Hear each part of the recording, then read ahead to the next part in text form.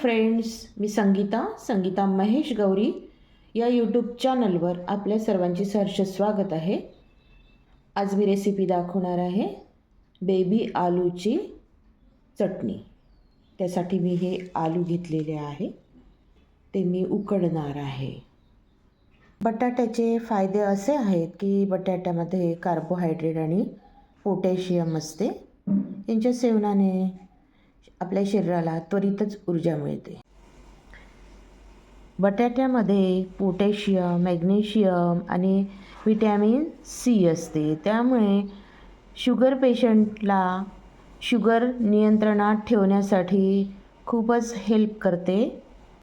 बटाट्याची भाजी बनवण्यासाठी 1 टोमॅटो, सांबार, कांदा, अर्धा चम्मच जिरं, अर्धा चम्मच सावजी मसाला, अर्धा चम्मच मीठ,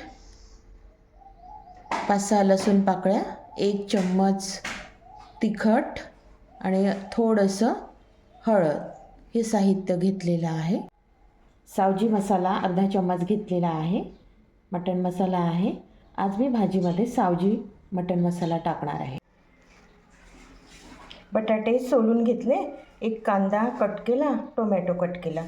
चला आता याला फोडणी। कढईमध्ये 2 पळी तेल ॲड केलं। कांदा फ्राय होत आहे, थोडा लालसर होईपर्यंत त्याला फ्राय करायचं।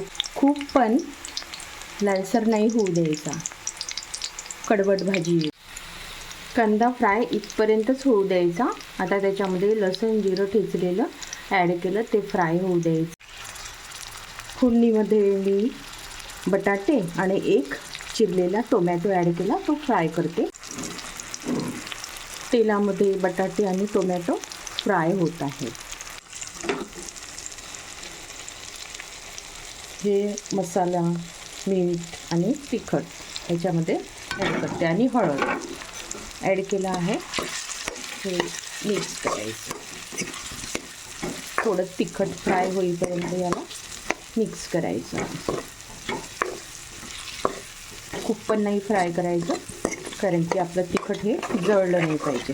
भाजीमध्ये सांबार ॲड केलेला आहे। भाजी बघा कशी फ्राय होत आहे, तेल सुटलेलं आहे कढईला।